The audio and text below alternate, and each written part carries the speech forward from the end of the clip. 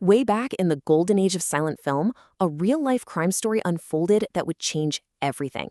We're talking about a murder that even today remains one of the coldest and most important cases in the entire history of Hollywood. And believe me, that is not an exaggeration. This wasn't just some crime, it was an absolute bombshell that ripped the curtain back and exposed the dark secrets hiding just behind the silver screen.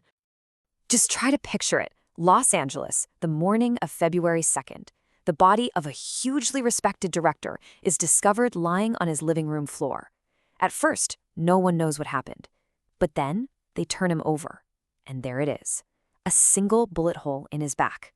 And the weirdest detail of all, a faint, kind of serene smile frozen on his lips.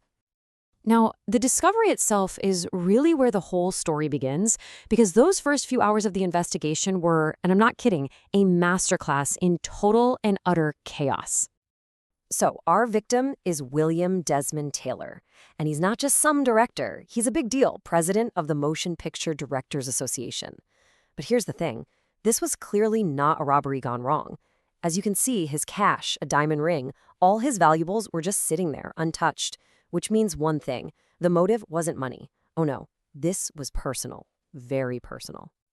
And as investigators started digging into the life of this pillar of the Hollywood community, they very quickly realized that the man they thought they knew, well, he didn't really exist at all. Because as it turns out, William Desmond Taylor was a complete fabrication, a whole new identity he built on the ashes of a life he had just walked away from years earlier. The real story is just incredible. On one hand, you have William Dean Tanner. He's a husband, a father, an antique dealer in New York. And one day in 1908, he just walks out of his house and vanishes. Gone. 4 years later, he pops up in California as William Desmond Taylor and builds this huge, successful new life. His original family had no clue what happened to him until they saw his face in a movie. You can imagine this secret past blew the case wide open with a whole new world of motives. And when your victim is leading a double life, the list of potential killers quickly becomes a who's who of silent-era Hollywood, packed with obsession, jealousy, and scandal. I mean, the police were just swimming in suspects, and every single one was more sensational than the last. You had movie stars, you had domineering stage mothers, you had shady characters from Taylor's past. It was a mess. Okay, first up, Mary Miles Minter.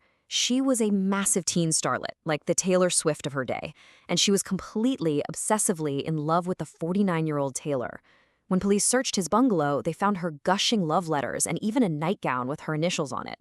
The press, of course, went nuts, painting her as a woman scorned. But if you think the starlet sounds like a good suspect, wait till you hear about her mother, Charlotte Shelby. She was this notoriously controlling stage mom who absolutely hated Taylor's influence on her daughter. She had a legendary temper, had supposedly threatened his life, and, get this, she owned a rare .38 caliber pistol, the exact same type used in the murder, a pistol she later claimed she just threw into a Louisiana bayou. Yeah, right. Then there's the really tragic figure in all this, Mabel Normand. A huge comedy star, a dear friend of Taylor's, and the last person known to have seen him alive. She left his house just minutes before he was likely shot.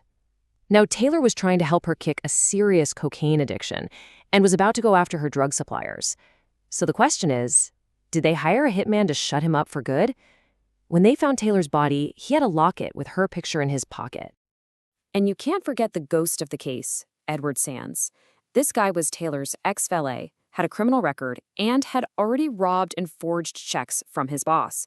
He disappeared just a few weeks before the murder and was never ever seen again. Did he come back to finish the job? He just evaporated. So you have this unbelievable lineup, right? The obsessed starlet, the furious mom with the matching gun, the friend tangled up with drug dealers, and the criminal valet who vanished into thin air. Any one of them could have done it. So why on earth was this case never solved? Well, the truth is, the investigation was a complete and total disaster from the moment the body was found. It was less like a police investigation and more like a Hollywood cover-up. Let me just walk you through how badly this was botched. Before the cops even show up, Powerful studio executives are already there, snatching up illegal liquor and who knows what other compromising letters. Then, some mysterious doctor shows up and declares Taylor died of natural causes, until someone finally thinks to roll the body over. By the time actual police arrive, the crime scene is hopelessly contaminated, and the press turns the entire thing into a feeding frenzy. But it might have been even worse than just incompetence. Listen to this quote from one of the original detectives years later. It suggests that the studios didn't just mess up the scene, they actually put pressure on the police to back off. They were more afraid of the truth coming out than of a killer running loose. And this brings us to the real reason this one unsolved murder still matters so much today.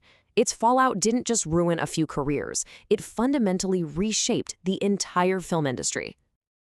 You have to understand, Taylor's murder wasn't some isolated incident. It was the third massive, catastrophic scandal to hit Hollywood in less than a year. It was the final match thrown on a pile of gasoline, and the whole industry was about to go up in flames. First, you had the infamous Fatty Arbuckle trials. Then, the tragic overdose of superstar Wallace Reed, and then the Taylor murder. The American public was absolutely furious. Newspapers all over the country were calling Hollywood a modern-day Sodom and Gomorrah, and there were serious calls for the government to step in and shut the whole industry down. The studios knew they had to act fast to save themselves, and you can draw a straight line from this public outrage to the creation of the Hays Office, which was basically Hollywood's internal censorship department. This led to so-called morality clauses in actors' contracts, giving studios total control over their private lives. And it all led to the infamous Hays Code, a rigid set of rules that censored American movies for more than 30 years. All of it a direct result of this one murder. So here's the ultimate takeaway. That wholesome, squeaky clean image of the golden age of Hollywood, it wasn't real. It was a facade. It was a massive PR campaign built to hide the messy, scandalous reality that the Taylor murder had exposed to the entire world. Even now, the debate is still raging. In the court of public opinion, most fingers still point to Charlotte Shelby, the angry mother with the gun. Others think it was a professional hit ordered by Mabel Norman's drug dealers. And some still believe the key is with the valet who disappeared, Edward Sands.